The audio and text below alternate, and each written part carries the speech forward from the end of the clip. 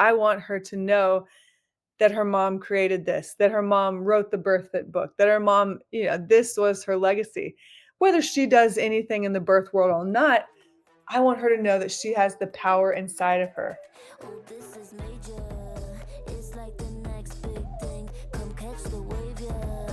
Yeah, watch what's happening. A force of nature. Hit 'em like lightning. Be the creator of the next big thing. We're the movers and shakers. We are the dreamers, the makers. We stand on top of equators. We are the limitless.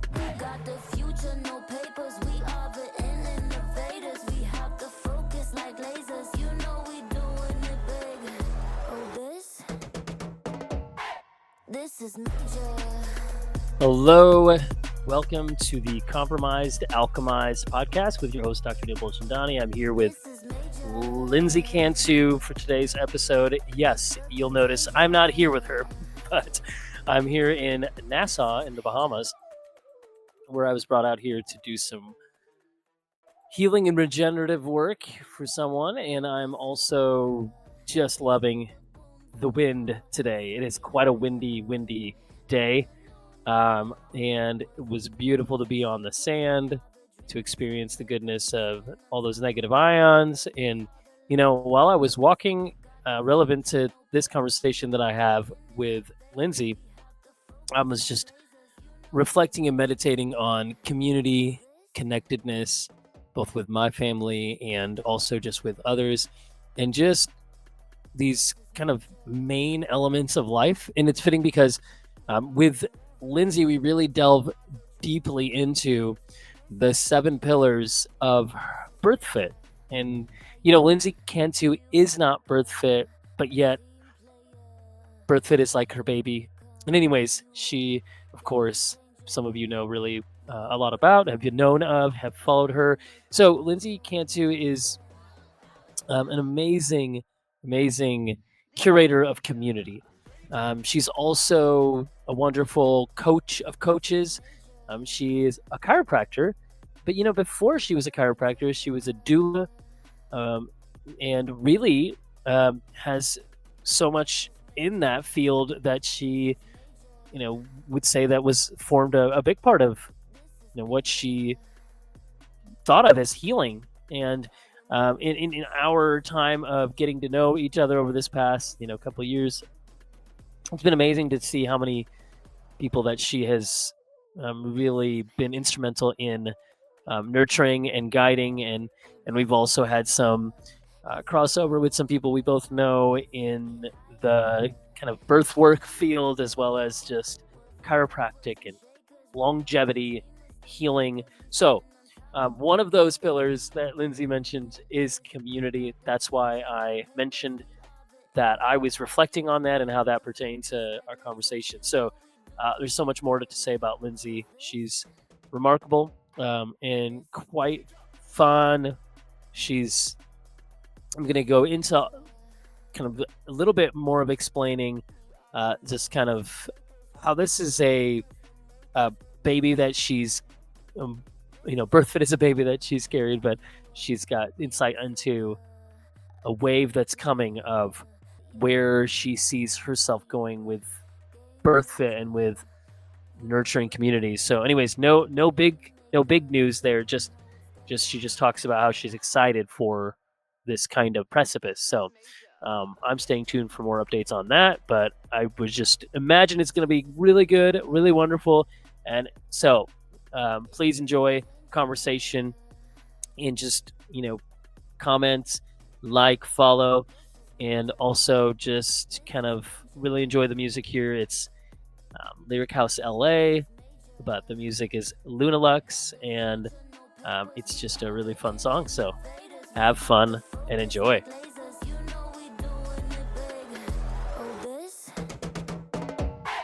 This is major. All right, so we are here. Lindsey, thank you so much for the conversation that we're about to have. You're amazing. Clearly, from the intro, people know that you're the founder of BirthFit, but you are also do so many things, just so funny. But I've just really appreciated how since we connected, you've been just so in the flow of a relationship of life, meaning like I think we've become friends without meeting. And Yeah. I value you and who you are. And I'm just like really excited for the fact that we get to finally have you come on my podcast after Mhm. I've been on with your audience a couple times. Yeah. I'm excited to be here. Thank you for having me. Yeah. So Honor. we have, as they say on these podcasts, so many directions that we could go. Uh, but yeah, I feel like just kind of the thing I would love to know more about is, um, you know, the seven pillars. Hmm. I've been talking to you about how like, ooh, I love the way you built those, the seven pillars. And I want to set the stage a little bit to say that the seven pillars refer to BirthFit. So those who don't know BirthFit, although everybody on the planet needs to, is Lindsey as a chiropractor, but prior experience as a doula. You could say there's a lot more. It Yeah. like created this world to be a community where she could train others and also be a caretaker of a community and a group of people so you could journey with women through the pregnancy journey. And then I feel like I need to create husband fit of like, or dad fit or whatever. Maybe you've already Yeah. got that, but I just think there's so much to that world that's so helpful. So um, could you kind of like go into like Yeah. what are the seven pillars that you told me Yeah. about that you talk about, and how does that play into birth fit? Yeah, absolutely. So, BirthFit, I like to say it was my first baby, right? So, Yeah. I started BirthFit in 2013, and it was the bridge or the intersection, as you like to think about it, as my roles that I was like my jobs, my roles, the different hats I was wearing: chiropractor, birth doula, and strength and conditioning coach. Hmm. So, those three things. And at the time, I was in Los Angeles, and I was part gym owner, part doula, part chiropractor. And, it really, I would say, started simple, started as a blog, and it, believe it or not, Instagram. And way back in the day when Instagram was like nothing. And I'll give y'all a funny story. Like, this is just a tangent. Like, I used to post on Instagram, and I thought like just my friends saw it, like if I Yeah. tagged them, like if you tag them, that's the only people that are gonna see. Oh, right. And then one of my other friends who was like, beyond like very intelligent with tech and stuff was like, "Lindsey, I think I see what you're doing. This you idiot, this is not working. You're not doing what you think you're doing." So that's when I started figuring out social media. Um, but yeah, I just started posting there, like my experiences as a doula, as a chiropractor, as a strength and conditioning coach. The gym I co-owned was a CrossFit gym, and there was a lot of misconceptions in each world, and I'll call it, each realm, each world. And that's really what I wanted to do was bring it all together. So like in fitness, there were misconceptions that let's say like, on one end of the spectrum, don't get your heart rate above a certain thing. Don't lift beyond this. In the birth world, there was like, oh, she was too fit to have the birth she desired because she had a too tight pelvic floor. Well, if you've done any research beyond surface level, you realize that, oh, that has nothing to do with fitness level, but all mindset, all nervous system, all ability to feel safe in your body. And then in the birth world, like there's tons of misconceptions and things all over the place. Like, oh, prenatal yoga is the only way to go. Or, if you have a birth outside the hospital, you're super crunchy. Or, we could go off on tangents on all of them. But that's what I wanted to do was bridge all those three. And that's where BirthFit was born. And you might can even find my old original logo on the internet. It's so bad. But it was like birth as one word with a heart over it, and then fit.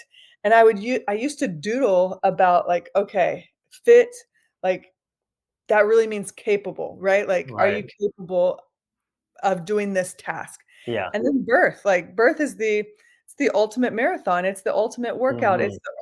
It's such a transformational experience that involves mind, body, soul. So over the years, BirthFit has evolved, and I'm literally, as we're talking, I just hired another business coach, and I really am like stepping back into, because I feel like my calling with BirthFit is not complete yet. And I Mhm. want to take it BirthFit 3.0. So Whoa. over the years, right? I haven't heard this before, so I'm Yeah, this is excited. brand new. Oh my gosh. Well, over the years, BirthFit started as, just my in-person experiences. And so to answer your question with the 7 pillars, this is where I'm going, is like, what do women need? Like, they want a roadmap for birth. Like, birth is the ultimate unknown, right? So if we can, we'll never know what our birth experience is going to be with this baby or the next baby. Like, every birth is different. But if we can have some sort of roadmap, some sort of bumper plates, like if you're thinking about a bowling alley, or if we can control the things we can control and let go of the things we can't control, we can kind of settle into that. We can soften, we can surrender, and we can enjoy the flow of the river. Speed up a little bit more when it speeds up, slow down when it slows down. And so that's what I felt like women were missing. Even if they worked with a midwife, which I love the midwifery care model. Yeah, I'm personally, my I my know you. preferences, preferences are to stay outside the system.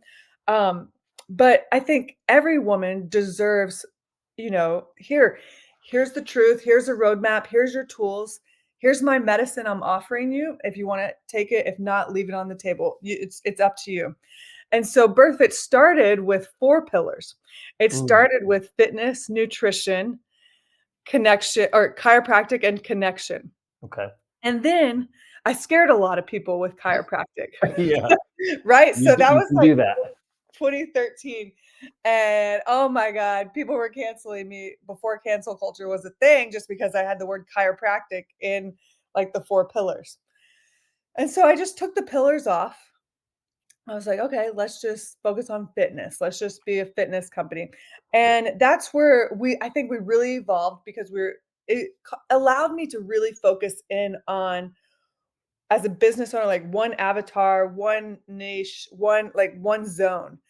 And that's where the Birth It Coach seminar was built and created. And like, once I went here, I created that seminar. Like, it took me 5 years to create, but then I spent one weekend, got it all down on paper, and then put it out to the public and sold out the first one, like as soon as I put it up, which is crazy. Like, that just tells me, okay, this is what I'm supposed to be doing. This is an alignment.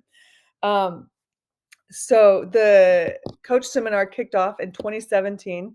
We had the coach seminar once, sometimes twice a month, 2017, 2018, and 2019.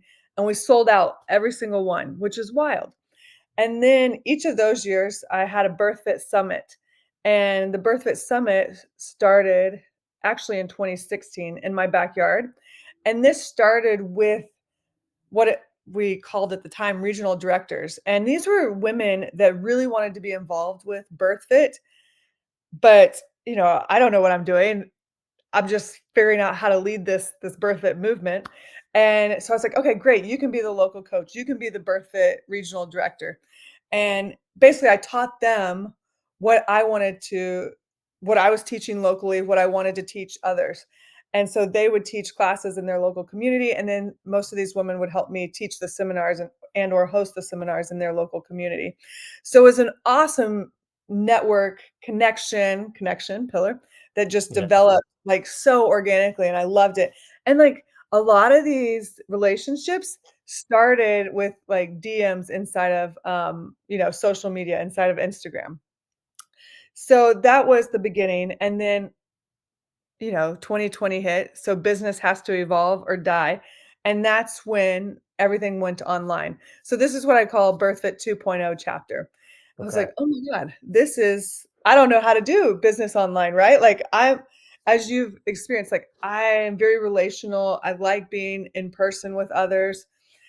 I don't know how I'm gonna do this. Like, I said I would never put programming online, because it's Mm, something that I have to feel like I have to be there with the person, but obviously you can't scale with that. You can't grow. right, right. So 2020, I have to do things I said I would never do.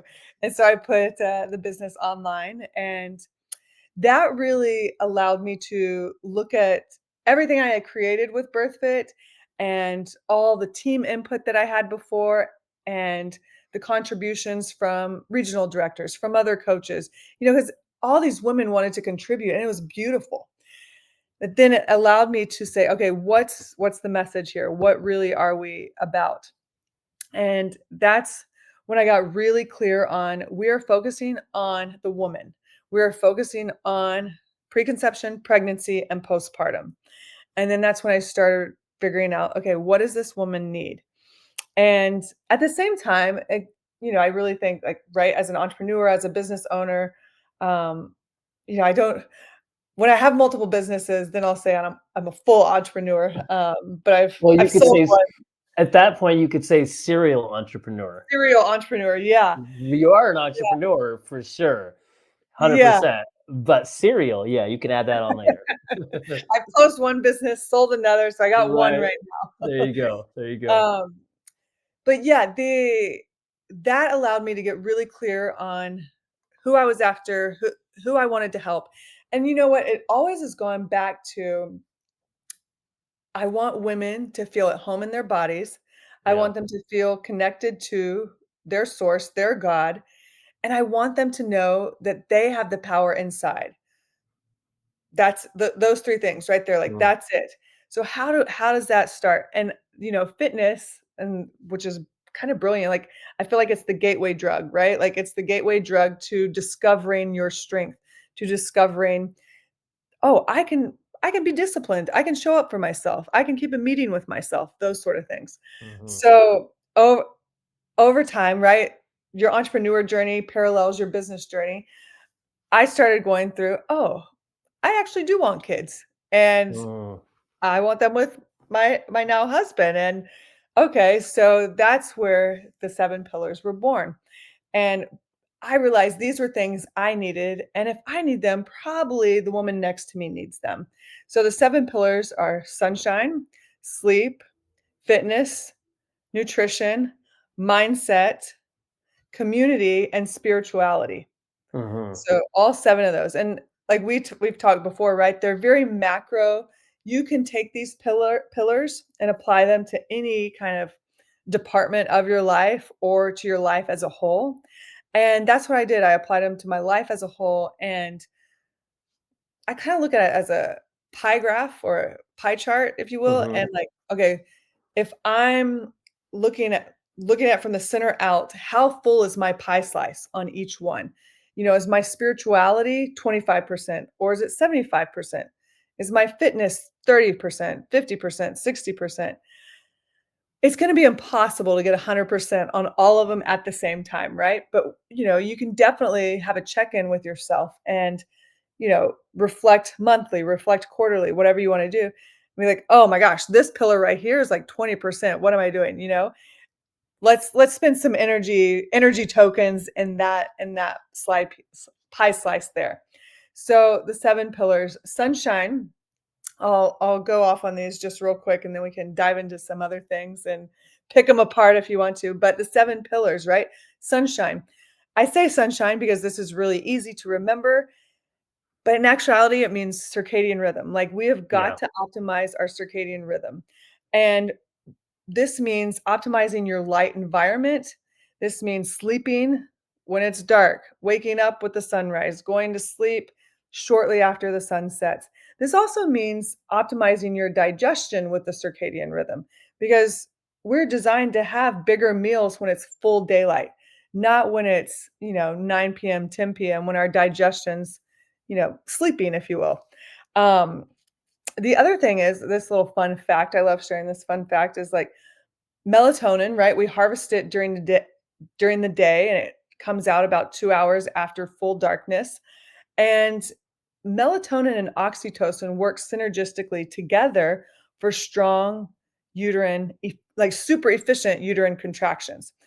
So you need adequate melatonin. And if you are like, I see this a lot, like if a woman is like computer all day long, blue light all day long, doesn't get very much natural light or natural outside air, that melatonin, those stores of melatonin aren't going to be there, and that's going to influence labor, hands down. So optimizing circadian rhythm. We also talk about optimizing circadian rhythm in reference to training. Like, you don't want to go do a high intensity interval session at 7 p.m. You know, that would be better 12 p.m., 2 p.m. during the day. So that's circadian rhythm. Sleep ties into circadian rhythm, right? Sun is number one. Circadian rhythm. If you cannot optimize your circadian rhythm, everything else will be off, guaranteed. You can take all the supplements you want. You can go to do all the fertility things, but that's like seriously the lowest hanging fruit in trying to conceive. Um, Sleep. So optimizing a sleep environment, sleeping in pitch black room, coolness, your routines around wake up and going to sleep. Those are big. And we also get in, excuse me, into sleep inside of our blueprint membership as sleep changes during pregnancy, right? So as sleep evolves from the second trimester to the third trimester, we're starting to prepare for all of those hours of not sleeping or sleeping in small increments. And we call it polyphasic sleep, right? And this is like our whole system rewires to optimize sleep in small increments like that. Like we're not, if we can accept that, I truly see, women that have accepted the polyphasic sleep, get outside in the morning when the sun comes up, embracing nature, getting their little one first nursing session of the day, then it's almost like they don't have a sleep deprivation. Mm. And their little one is their circadian rhythm is entrained by like 6 to 8 weeks. I experienced this. Like my little one, she really like, dare I say, like a good sleeper, and watch tonight, she'll be up all night. But no, we go outside first thing in the morning. Like that's the first thing we do before, like get water, go to the bathroom, go outside. So it's just part of the day. She knows it. But sun, sleep, fitness. So I talked about fitness a little bit already. Like fitness, you discover what your body's capable of, and it's capable of so much. Like this was my experience, and I know this is a lot of other women's experiences, where if you start showing up for yourself in the gym or with a personal trainer or a CrossFit gym or whatever training you do, you surprise yourself. You surprise yourself in what you can do. Like for me, I was like, oh, I don't think I could ever squat that much. And then, 2, 3 years later, I'm squatting double what I thought was ever possible. And that comes with discipline, responsibility. It also made me say no to other things, in Yeah. my life, prioritizing different things. So I think fitness, like I said earlier, is the gateway drug to kind of radical responsibility. You don't even know you're stepping into it by joining a gym or something. So then we have nutrition, and nutrition kind of piggybacks fitness. I think, so many, and I'll speak because with women, like this is what I coach mostly now. Like I don't have any men now, but women is Uh, I'm I'm getting coached by you, so you can just call me. Not really, but I mean, you're, your wisdom you're is good for listening. your wisdom is really necessary for women, but it's also so good for It's good men, for everybody. and it's good for husbands of women Oh, or totally, those who know totally. women, which, so Yeah. I'm gleaning this just, being taught by you. Yeah, so nutrition, like we get women that come to us and they're like, okay, how much weight should I gain? How many macros should I have? How many Mhm. macros should I have postpartum if I want to lose this weight? And they're still trying to breastfeed. And one of the biggest things we have, excuse me, is to address is we've been dominated by this masculine energy inside fitness world and like nutrition. Yeah. And I love the divine masculine energy. And at the same time, we need to be able to flow. We need to be able to embrace different seasons of our life. And the motherhood transition season is not really a season where we need to count macros, where we need to be worried about the number on the scale. And that's kind of a mindset shift that really needs to be approached with a ton of women. And usually, what there's a deeper thing down there, like if somebody's trying to lose weight and they're like 4 months postpartum or 6 months postpartum and they're still nursing, And they're like, how many macros should I have? What, they're wanting to count everything. And I'm like, okay, well, what would this, like, what's your goal? Okay, your goal is to lose weight. What would this bring you? Confidence. Okay, well, can we try on confidence now without losing the weight? Like, what other things give you confidence? Does it involve maybe wearing earrings or wearing a certain pair of jeans or a shirt or putting on a music and dancing? Like, can we try those things on? So that's, nutrition. And then we get into mindset, which obviously, influences a lot of the other things. Um, but I will say, I'll touch mindset. One of the biggest things that comes across the BirthFit table is women they're like ready to outwork labor. They are ready to check all the boxes. I hired the doula. I did the birth prep class. I did the training. I did the prenatal yoga. Check, check, check, check. Now I should get the birth that I want, that I don't say you desire, because sometimes our desires deep down aren't in alignment with, like, our desires are actually in alignment with our values, but our wants might not be in alignment with our values.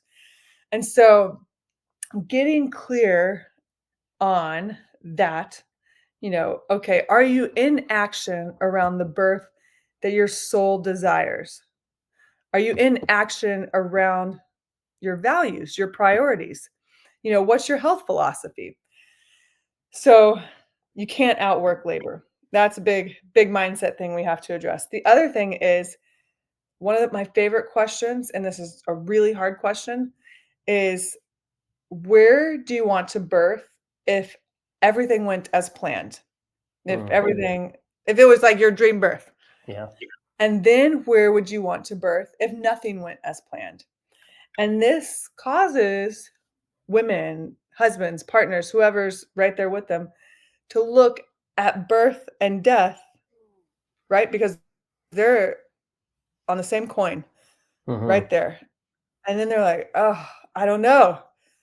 I don't know. Yeah, I don't know if I can do that free birth I wanted. I don't know if I can do that hospital birth.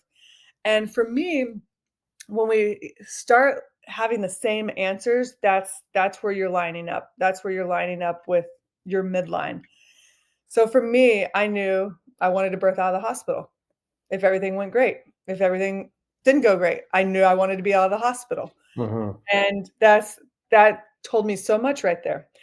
So I think those are two really important kind of mindset things to approach and when you're preparing for birth. Then we have community, and you absolutely need community. Like, women cannot go through the motherhood connection transition chapter without community, without other women. And that is so hard these days because our society has made motherhood so isolating, and we're more connected now than ever, yet so isolated. Like, I was just texting with a mom yesterday, and she was a single mom, and she was like, I feel so alone. I feel so lonely. And I said, I know, I hear you. And you probably are. I'm not doubting that at all. And I want you to know, like, this is not your fault. Like, our society has set this up just like to be like this. In traditional cultures, there's sometimes 4 grown-ups, 4 caretakers to 1 baby. Sometimes 10, which is unreal, right? Like, what? You don't even get that in a daycare setting. You get that if you have extended family around, 4 to 1. But we don't have that, and we expect women to just transition smoothly and be okay. Yeah, and I'm not going to take away too much from you because you got some good momentum, but I love that. It's so because in Compromise to Alchemized, my theme of my podcast, I look at it as like there's no way we can get healing. We can go from compromised to alchemized without support and without the village, like you're talking about. And I've seen, let's just say in our lives and others, like even you might have people around you, but you have a mom who's given birth, and then there's people around taking and wanting time with baby, wanting that mom to be like, speed up the healing post-op so she can host family and friends visiting, right? And I'm like, That's good, but I know you're going to get to some of this. It's like it isn't just about people, it's about like the nurture that people give that we need, you need as women, especially when we're talking about one of the most sacred precious times is having baby and then that like fourth Yes, trimester time right after. right. And just to piggyback on what you're saying, you're exactly right. Like you need people that know your values, know your desires, and will hold you accountable.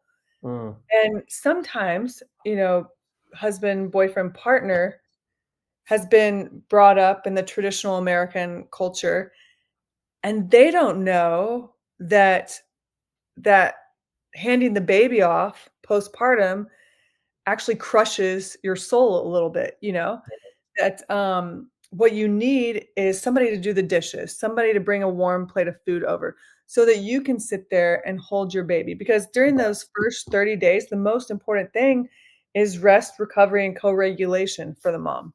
No, mm, that baby does not need anybody else but mom during those first 30 days. And when we pass the baby off, I guarantee, like, no matter how attached baby is or not, like, during right. those first 30 days, the mom feels it as like a slice on her nervous system. Mm, Baby feels it as, like, rejection almost or yeah. abandonment. And it might not be a huge dose of it, but it's like, that's all they know, right? That's all baby knows. Hmm. So you need people to hold your vision, hold your values accountable, hold you accountable.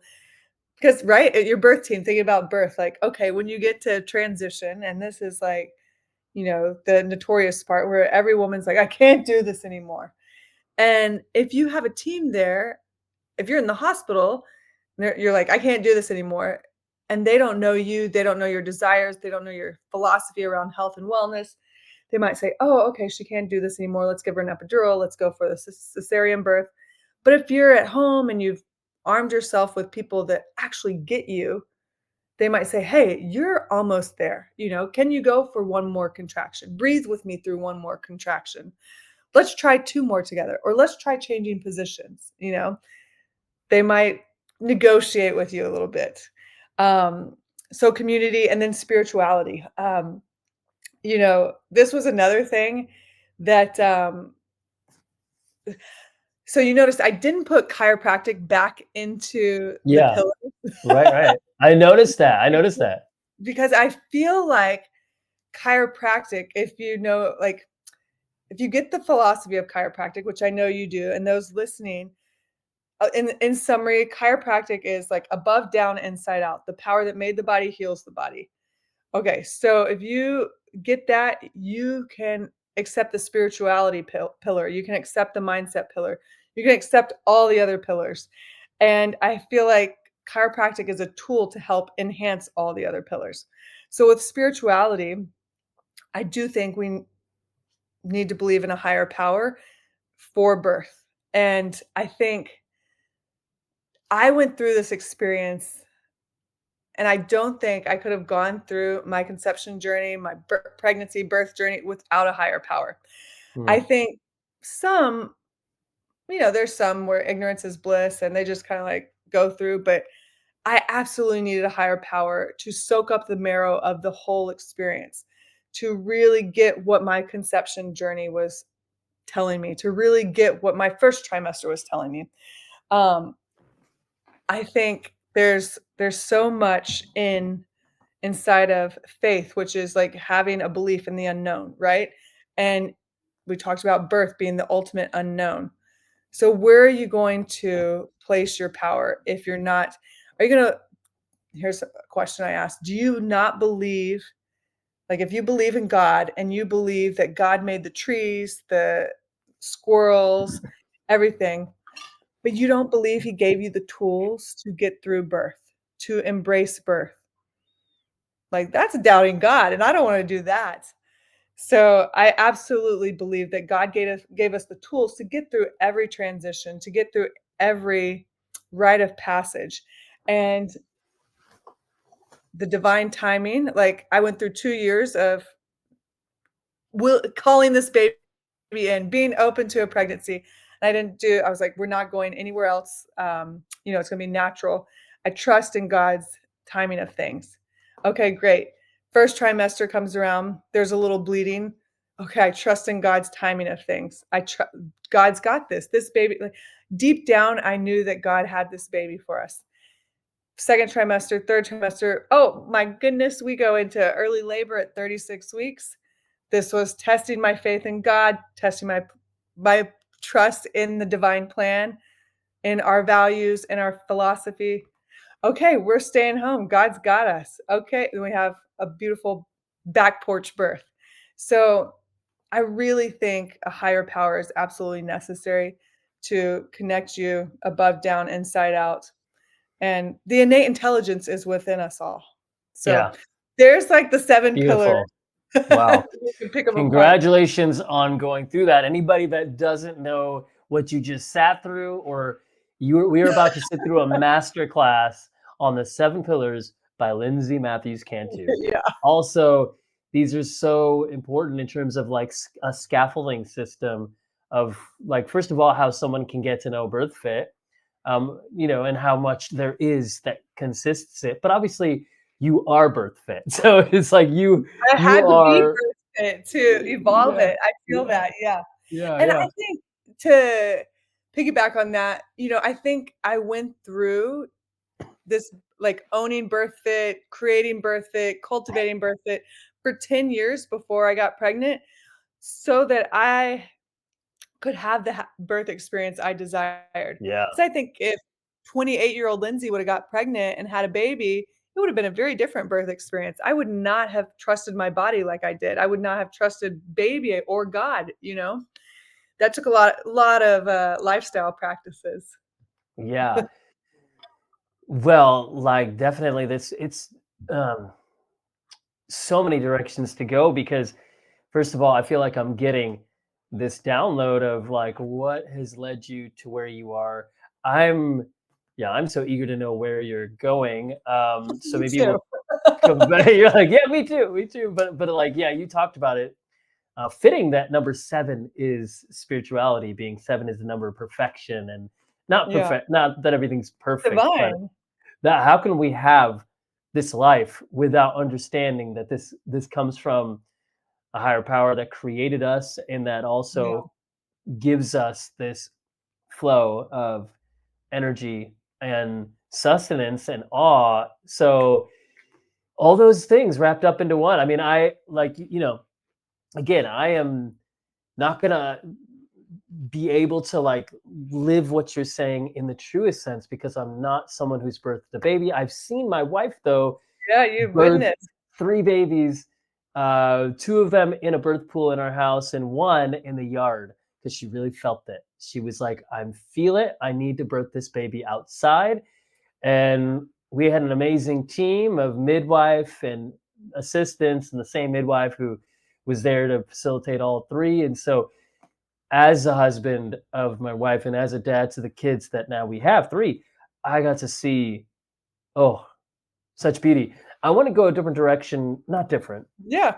I want to go a direction that feels to me kind of natural, but it's like So before our 3 babies, this is a somber alert, right? Yeah. The challenges that someone can go through as birthing babies. Just thinking like there are gonna be moms listening to this and families who have lost babies, and it's so hard to talk about. But Compromise to Alchemize is about like how you, as a healer, as a coach guide, have journeyed with women and families through that when things struggle and are suffering to beauty and gold, or at least through transformation and grieving. Um, and we had to grieve the loss of our first at 10 weeks when my wife was 10 weeks pregnant. Um, and I just, that was the hardest thing to see her go through that, to see us experience that. I mean, it provoked us towards some really powerful things, and it's led to me having resolved to even overcome asthma and start ultra running years ago. So, the grieving led to some beautiful things, but Yeah. to come back to that, and I've journeyed with many families and moms through miscarriage. I used to prioritize, like my practice was like 75% moms and babies in Redding before we moved to Santa Barbara. And but so I would have these spots, like the short of it is I would give away spots to these pregnant moms and babies so they would prioritize my schedule. So I would save spots just for them to Yeah. love. But what I noticed that I was doing was I would have moms lose a baby and they're like, I lost my baby, so I don't have access to that. I'm like, oh my gosh, no, you On do. it. Yeah. And so I started to realize, what about moms who have had miscarriages and they're grieving that, and that's like grieving the loss of her baby? I'm like, no matter what, you have access to come in here. I want to support you during that grieving process of where your mind and body are going through these rough times. So I had to really look at myself and say, Neil, what are you saying? You need to make sure you're not excluding someone who has, and then it those with infertility issues, and I've definitely specialized in helping women through fertility issues. Anyways, what I want to get back to you on is, I don't know, how do you speak to that? How have you like that in your own journey with being a woman who's now birthed babies, and how's that shown up, or do you have any things that stand out for you? Yeah, absolutely. I think you absolutely have to acknowledge grief in this world and part of this equation. And there's so much death and rebirth and, transitioning into the death of your prior identity. Mhm. And, to share with you, like, and when I had an office and women would come in with, a miscarriage or they were going through it, I would share with them very honestly, like, hey, I know how you feel. I've gone through a miscarriage myself. Mm, We went through it around 8.5 weeks. And, mm. I'm you so know, sorry. well, thank you. I'm so sorry for y'all's too, because I know Yeah, I'm the so sorry. pain. Um, and I think it's it's um it's hard because you plan that child's whole life, the minute you find out you're pregnant or the minute you feel pregnant, the minute you pee on a stick, you're like, "Oh my god, I know everything we're doing. I know the birth, Yeah, I know the college, what any of that. You're gonna be a great soccer player, whatever." And so the life has flashed before, and there's so much joy, and then the loss or the letting go, and sometimes, gosh, there's so many different ways. The letting go is hard, mhm, and I truly think I needed that experience. I believe that we are vessels. God creates us as vessels, as mothers, and we nourish and love and carry these children for as long as we can, as long as their journeys, are, whether it be 8 weeks, 5 years, 18 years, 80 years. We get to be It's a gift to be part of that, and I think I needed that to allow me to give me permission to step into motherhood even more. I think it helped heal parts of me that were still lingering. I think, for me, I had this feeling that it was like a boy energy, and I think it was healing parts of the masculine lineage on one side of my family. So I think there was so much healing in that, but then, like you said, it comes with tears, it comes with grief, it comes with sadness, and I allowed myself to honor it, and, I did a line-in period, I did 2 weeks of line-in, and then I did the Birth It Basics postpartum to get back into movement again, so I did a little postpartum recovery and rehab with it, and you know what? When the actual miscarriage process started, I knew what was happening because, I've been around this birth world a while, and I was like, "Oh, this sucks. This sucks." And I didn't wanna be around anybody. Some people do. I didn't wanna be around anybody. I had my dog, um, and my husband was out of town, and he got back in town as fast as he could, but I allowed it to process on its own. mhm, And I think, like how I was talking about earlier, I think that experience gave me such a huge trust in my body that the body can heal itself. yeah, Like, I went through that experience. It prepared me for the next pregnancy. It took as long as it needed to, 2 years almost to the date, before I conceived again. And my first pregnancy, we conceived on the first try, and so then it's a mind F going through the next 2 years of like, "Wait, Mhm. I thought this worked." But it was such a journey, and that's why I say, faith is huge. Yeah. Um, you know, for those listening that are working with women, right? So, like, if you work with women in the motherhood transition, you have to be prepared for holding space for loss, Yeah. whether it be a miscarriage or something in the birth experience, like, you will face it, and I'm so grateful. I had one woman tell me this, it was 2018, and I had just sold out the BirthFit Summit at 150 people. It was rocking, and one woman was like, "Have you experienced a loss in your community?" And at that time, I had not, nothing at Mm. all, and, like, maybe an early miscarriage, but the community held somebody, but no big loss. Yeah. And shortly thereafter, like, this woman, oh my gosh, she was great. She encouraged me to prepare for that, and we created an infant loss plan. And shortly thereafter, there was a woman on our team that experienced, a stillbirth, and Mm. Wow.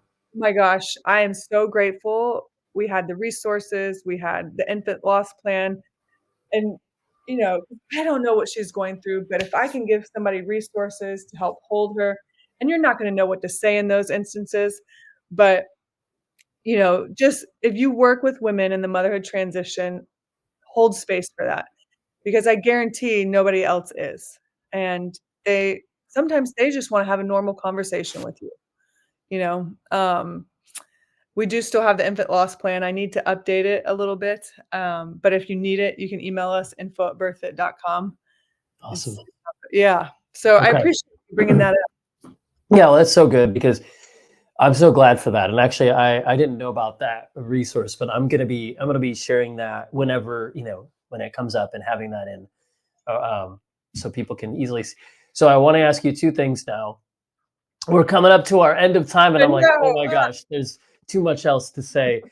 But just kind of right in line, I didn't even mention my 5 M's, which is my integration pathway of how Yes. I teach people how to integrate and how I feel so excited that my 5 M's are a great micro community for Yeah. oneself, but they need a macro community like the 7 pillars. So I have ideas on how I want like my 5 M's to, which just quickly to say, it's movement, music, musing, meditation, and mapping. But I don't want to spend any time on that because I can talk about that endlessly.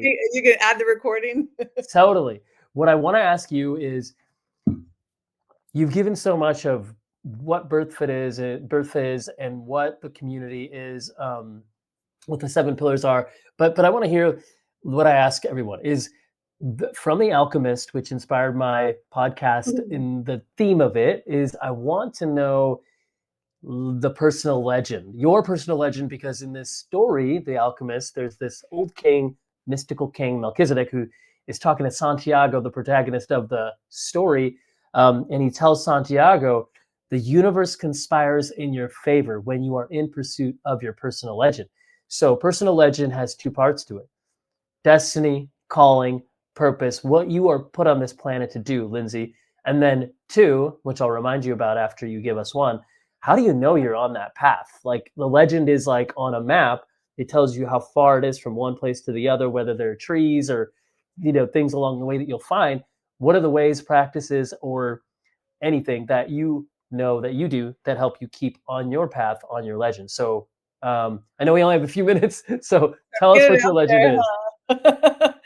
So wild that you mentioned that, and that's super cool that you were inspired after that book, because I read that book years ago, and now you're wanting me to I wanna reread it, Yeah, and totally. I think that book was reflecting, like, it was kind of an inspiration for BirthFit, Wow. and, like, it's probably been 15 years since I read it now, but I remember that book being such a profound impact on my life, huge. Um, and so, yeah, I think, in fact, I know because I haven't gotten rid of it yet, right? Like, birth is still here. Um, it is definitely my legend, my legacy, and my calling, my purpose. And I think I'm in the refining moment of the 3.0, as I was saying earlier. And to be quite honest, when I stepped, into the birth portal, into motherhood, I was like, "Oh my God, all I want to do is be a mother." Like, I don't ever want to go outside into the external world again, and probably many moms feel this. They're like, all I'm gonna do is be a mom." And that might have been the postpartum like bubble I was in. Who knows? And I just wanted to show up for my little girl. And it also might have been the fact that I gave birth at 40, and I was doing math and I was like, "Oh my God, I'm only gonna get this much time with her." Mm, But as I was coming out of it, and I've been working on, setting up trust and legacy and things like that for our yeah. family. I'm like, "Oh my goodness. If I sell this," and somebody was very interested in buying BirthFit. "If I sell Wow. this, what is she gonna think?" She's not even gonna know BirthFit.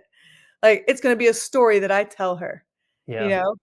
Um, I want her to see it. I want Vera to feel it. I want her to know that her mom created this, that her mom wrote the BirthFit book, that her mom, this was her legacy. Whether she does anything in the birth world or not, I want her to know that she has the power inside of her. And that's when I was like, what my business coach was like, "Your mission is not complete. You haven't given it your all." And I was like, "You're right. Yeah. Let's send it. Let's go full send, do it to it. Wow. 3.0, here we go." And I think when you're on that path, when you're in alignment, right? Like midline, you come back to midline. That's what I think about. There's a little bit more ease, there's a little bit more flow in life. You'll recognize the subtleties of like, "Oh, that's God telling me I'm on the right path." Hmm. There's still gonna be obstacles for Right. sure, but it's almost like you have clarity through them and you're like, "Oh, I see who I need to be on the other side. I need to see I got the tools. That's what I'm gonna do. That's what I'm gonna do. This is who I need to be to step into and transition over there." So, it's almost like you can see the path and the tools, and you can grab the hints and the clues that God is giving you along the way. And, the practices, I journal, journal, journal, prayer, meditation. I don't get meditation as much as I want to. Like, I used to be like 20 minutes twice a day, Vedic meditation, but, I definitely get once a day, prayer twice a day, and then nature. I have to be in nature, like remove technology, feet on the ground, that sort of deal. Yeah. Yeah. Well, wow. Power packed. I'm like, I need to ask you about BirthFit 3.0. I want to hear all about it. I can't Yeah, wait. come back to me when I got it laid out. I'll do that. Okay. And then I would say, you let us know, but I know it'll be in the show notes. People find you BirthFit. Easy. Put that anywhere on any platform and Google, whatever, you're gonna find. But any other things on how you want people to know? Anything you want people to know before we finish here on how they find you, and any kind of wisdom words to leave people with? No, I mean, I think we got into it pretty good. We gave a Yeah. good dose, but if you have any questions, you can find me on Instagram, birthfit.com, or email Yeah. us, info@birthfit.com. What a privilege to have you on. I feel like, oh my gosh, I get so excited. I'm like, I just want to join. I want to be BirthFit.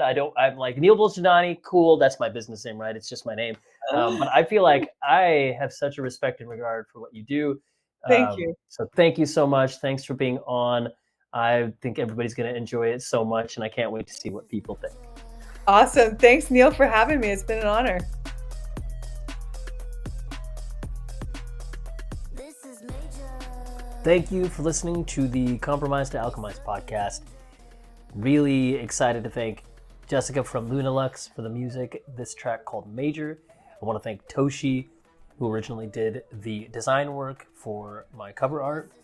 And then I also want to thank Alyssa, my team, for podcast publishing, and my whole team, including Kat, for heading up my world. And then also definitely want you all to follow me on YouTube, Follow the podcast on Spotify or Apple or wherever you get your podcast. Comment, give us a rating, and also follow me on Instagram at Dr. Neil Bulchandani so you can stay tuned to my latest. Thanks so much, and you have an amazing day.